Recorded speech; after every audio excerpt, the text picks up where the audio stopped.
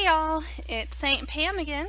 Today, I'm going to continue my speculation for a typical class roleplay. This time, I'll be covering the Arthurians. Uh, the, as you know, I'm likely to play them if I don't go Viking. I really like the gargoyles. Alright, so let's get started.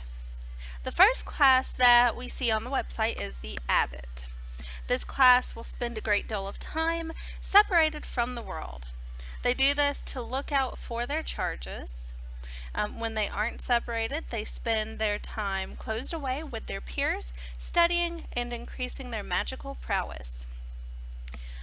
Not only that, but they work on brewing their own personal type of beer. Now, I know that this will not be the case for everyone, but I hope that at least a few abbots own taverns. I mean, if you make your own beer anyway, why wouldn't you? Of course, we would not want to see this of all abbots either. So, what else could we see in RP with this class? Well, I could actually see them being detached. Perhaps they would even come off as aloof to others. You can only be so outgoing, as a general rule, when you spend so much time locked away. This is not to say that all abbots should act like this, but I would be somewhat surprised if I didn't see at least a few.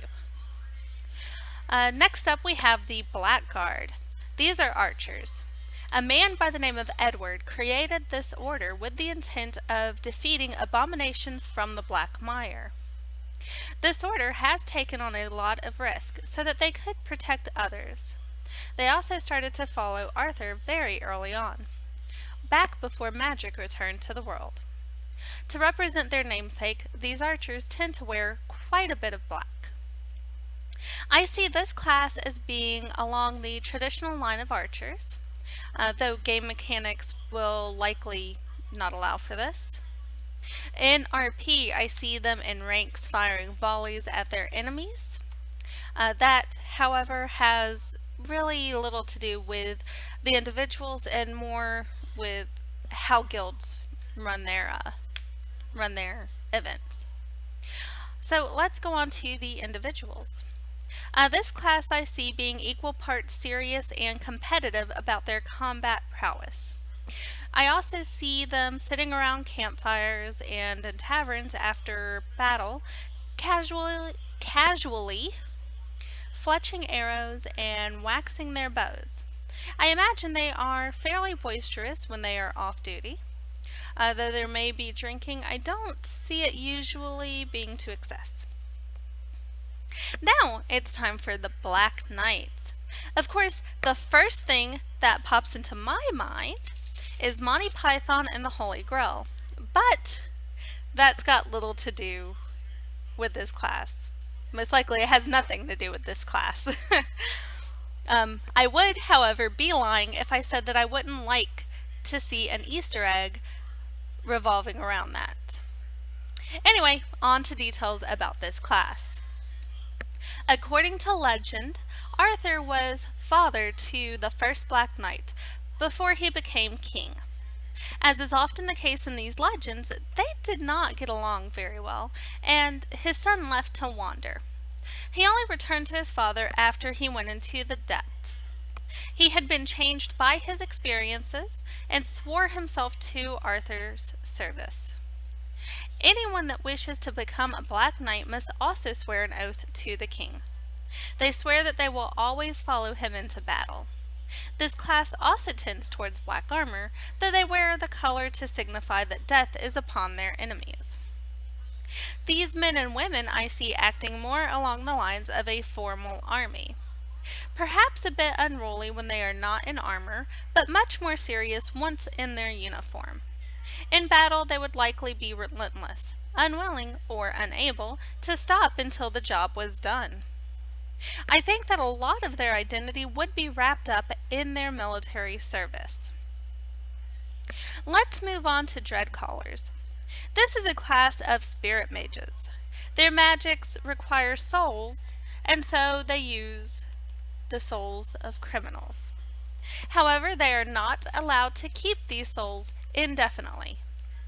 By law, great enough deeds could earn the criminals their freedom. Luckily, once they are freed, they can return to their bodies.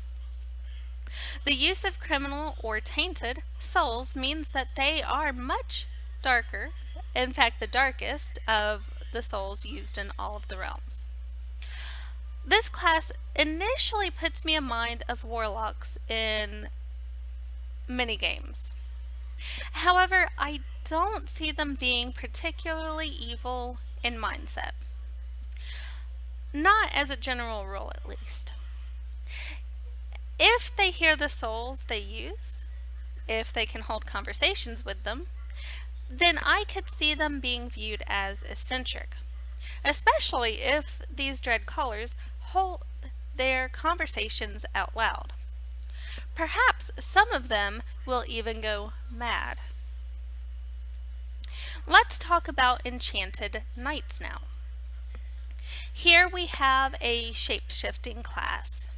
A man named Menwi, I'm probably saying that wrong, was in a Velstorm, but did not immediately show any signs of changing.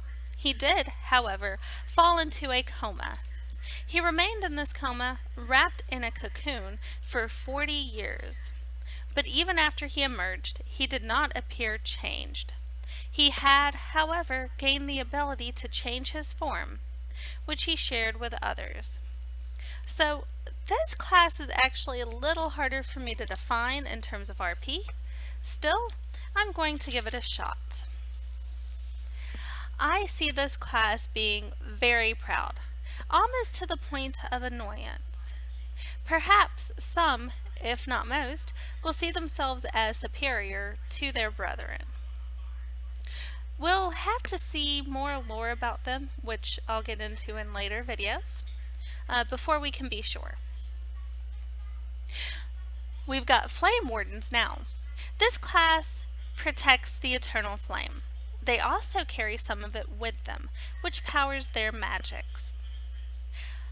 They believe that if the eternal flame were to go out, the world would be plunged into a frozen darkness. This comes off as being very devout. They may often use terms or phrases that have a religious slant. Likely they would say things like eternal flame guide you, or eternal flame light your way, or protect you, things along those lines. I would probably play this class similar in personality to how I tend to play priests, regardless of them being mages. I suppose that some may also come off as zealots. So now we have minstrels. This is a musical class that uplifts their fellows and bashes their foes. They have been known to wander in search of tales to fuel their songs. These songs have tales of heroism and of their king. All of these songs spread and help to raise the morale of the people. I see this class as singing nearly constantly. Even if they tend to use songs that have already been written, I imagine that many of them would also be working on the next great ballad. I would be amused to see a minstrel that can't sing, or at least if they can, they don't have a nice voice. So even if they can hold a tune, maybe their voice itself sounds like nails on a chalkboard. That would be interesting. Alright, so we have the physician. This class delves more into science than most. They do not use just magical abilities, but they also incorporate potions. To enhance these potions, they use the horn of Bran Galad. Well, I think it's pretty clear which way people are likely to go with this class. I see this class being played likely like fairly traditional doctors. I see them spending a great deal of time in a laboratory. Many physicians are likely to work closely together to perfect new and better potions as well. I imagine they'll be performing a lot of experiments and things like that, perhaps even straight up surgeries. We'll have to see, but it would be interesting to see that. All right, now we are on to specters. This is a scout class that often wears a mask when off duty, which is opposite of what you would think. There is not much known about their beginning, and this is not likely to change anytime soon. People that follow this path are likely to be extremely secretive. I think that is probably obvious by the blurb on the site. In all honesty, I promise I can talk. I don't think most of them would hold extended conversations with anyone that's not a specter. I imagine they would be very standoffish and keep to themselves most of the time. All right, last but not least are the veil stalkers. They were the first to walk through the veil. Their abilities to do so have yet to be surpassed. This is due to their knowledge of it, as well as their experience with it, but it comes at a cost. It says right in the description that they are proud and haughty. I just hope we don't see too many of them playing them like hipsters. Like, I was in the Veil Storm before it was cool. I really hope we don't see that. I do think they would brag often and loudly, especially if they complete a task involving the Veil particularly well. Alright, so that's all the classes that we see for Arthurians at this time.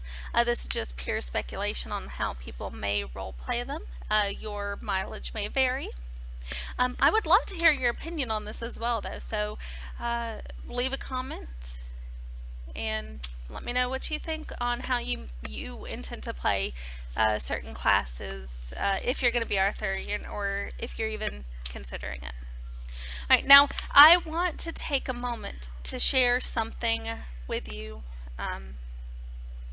I have recently opened a candle and wax melt shop. The link will be in the description. So with this shop, I have put together a grab bag to raffle off in support of a non-profit organization called Rachel's Rest. This organization helps women and children who have been victim to abuse and acts of violence.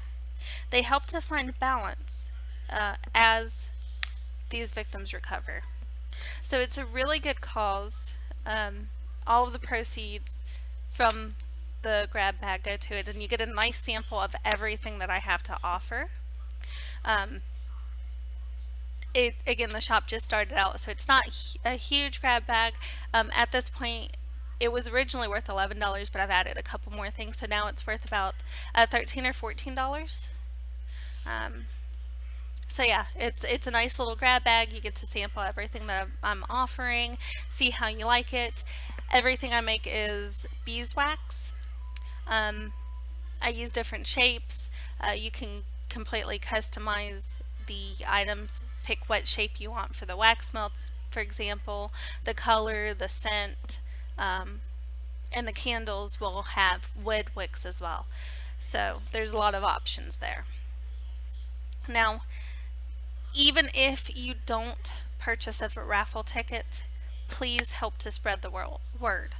You could go to my shop in the link. It'll actually be directly to the grab bag, but you could go to that and share that on your Facebook, your Twitter, anything like that. That would be very, very appreciated. Alright, so thank you all for listening. I hope you have a good night. Oh, I also meant to add, I'll leave my Twitter for the shop as well as the Facebook page for the shop in the description as well. So if you do have Facebook or Twitter, you can just go there and then retweet the posts I've already made about it. So that's also an option. Alright, so again, thank you all for listening. I hope you have a great night. If you like this video, please like, maybe subscribe for future videos. That would be appreciated. And yeah, have fun.